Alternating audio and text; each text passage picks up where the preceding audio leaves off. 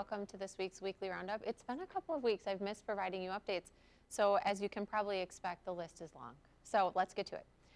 First things first, we start in-person absentee voting next week. So we do have a special partisan primary for the State Assembly District 37. That is on June 15th. So in-person early voting starts next week, Tuesday at 8 a.m. to 4:30 in the clerk's office. Same rules apply as the other elections we've had this year. Photo ID is required. You can register. If you have any questions, please just call the clerk's office. We'll be doing in-person absentee voting up until Friday, June 11th. Also with the election that's happening on June 15th, we are in need of some election workers. I feel like I've asked you this so many times, but we do need election workers again for this year, actually for this election in particular, because people weren't planning on it, so people didn't request off for this day. So if you're available to help us on June 15th and or July 13th, please contact the clerk's office. We could definitely use your help for this election. You probably saw today we have some exciting news about the town square. So I am super thrilled to share the information that we shared yesterday and today as well.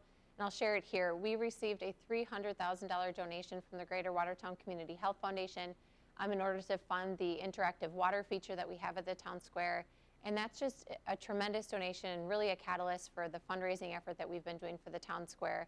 So thank you to the Greater Watertown Community Health Foundation for partnering with us on this component. I know as a parent, it's the component I'm most excited about at the town square, just to think about my kids and other kids in the community, and maybe even parents and adults running through the water feature is something that I've longed to see in our downtown. So I'm really excited about that donation.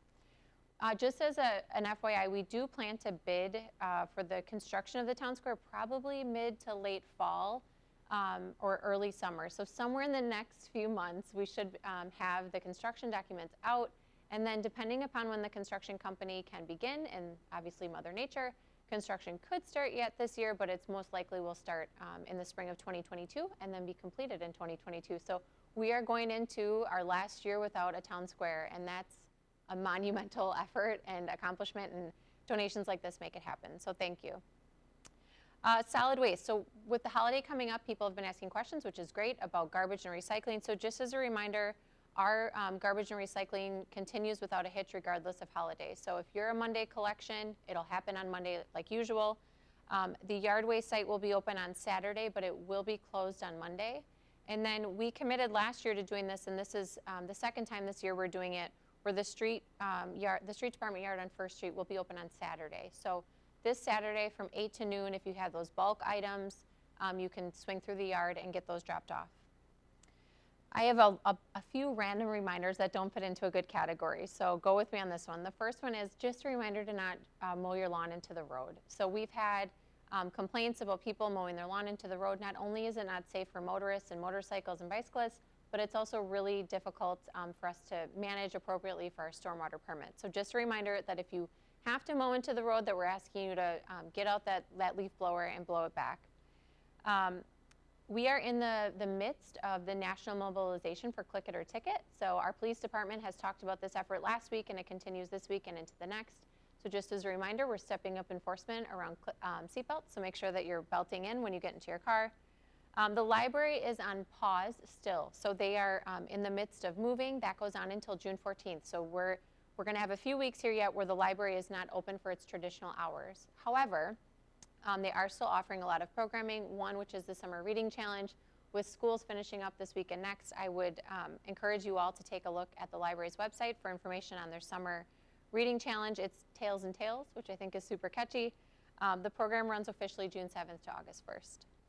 And then also, just as an FYI, we do have a shared ride taxi program here in the community, and the Transit Commission and the Finance Committee are considering an adjustment to those rates, and it's a small increase in the rates for taxi fares. So if you're interested in commenting on that, next Tuesday at the City Council meeting at 7 p.m., we will be hosting a public hearing on that topic. So if the taxi rates are something that's of interest to you, I would encourage you to attend that meeting next week. You know, we don't get to say this very often in government, but I'm super excited that the railroad crossing at 3rd Street should be fixed today. So this has been many years in the making. We're thankful to our partners at the railroad for being able to get us into their schedule to get that crossing on 3rd Street fixed. Alderman Bartz has been a champion for making sure this gets done. So I know it's been a hiccup. It's been a hiccup for me, frankly, to move about that area of town with that much of the road closed, but we're hopeful that that crossing will, completion will be done today, and then we'll at least be able to open a little bit of that area. If you've been wondering, and people have because they're calling, anytime that there's track maintenance being done, regardless of the time of day, if there's workers there or not, trains that are coming in and out of the city are required to blow their horns more. So I think it's like 2 times before, 2 times after for a certain amount of feet, but the long and short of it is, if you think you've been hearing more train whistles, you have, and it's because of the track maintenance that's going on. So that should subside once that work completes. With that, we have been doing patching. So I know people have asked, because they've asked me, just as I've been able to engage with them in the community, you know, what's going on with the patches all over the city? So we don't do our own asphalt here. We don't install that. So we bring a paver to town just a few times a year because mobilization costs money. So we try to prep a bunch of patches at once and then bring that paver into the community.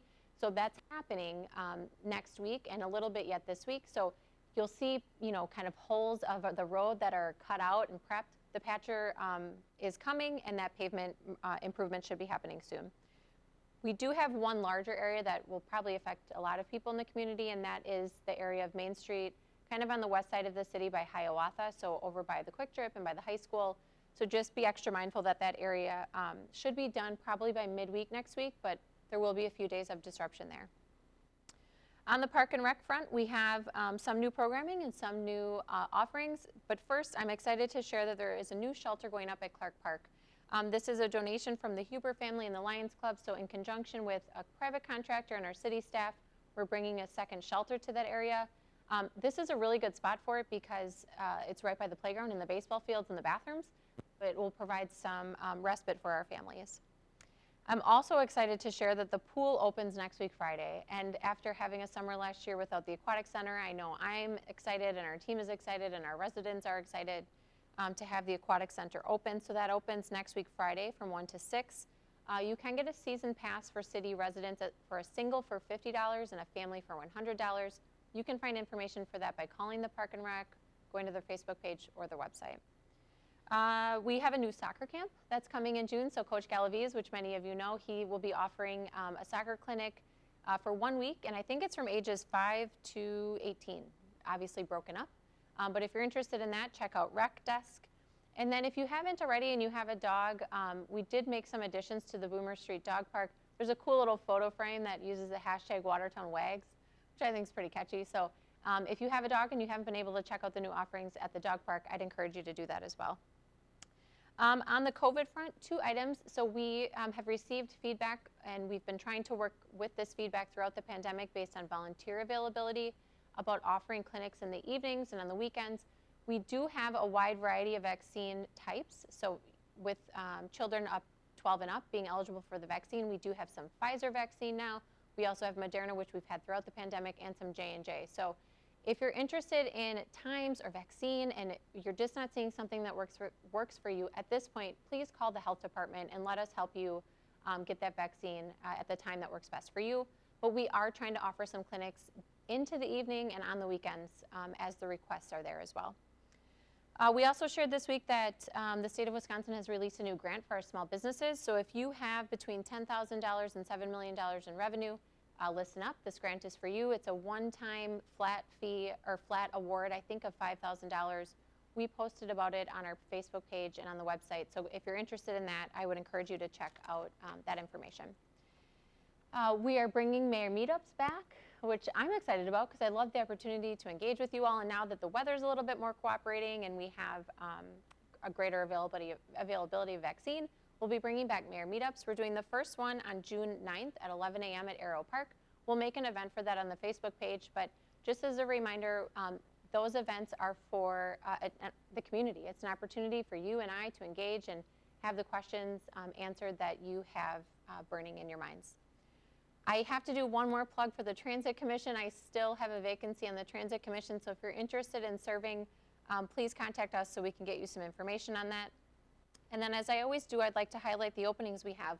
We have a new position of an accounting clerk in the clerk treasurer's office. So we have that posting. We have the mechanic. We also are posting right now for a full-time police officer. And then we still need some assistance with our summer help with water, parks, and the pool. So There is a lot of events happening this weekend. Watertown Tourism has an excellent listing of all the variety of events that are happening, and the weather should improve after today and yesterday. The window walk for the art walk that's happening downtown, and the chalk walk is there. And then there's also a wide variety of other events that are happening throughout the weekend. But Monday is Memorial Day. City offices will be closed.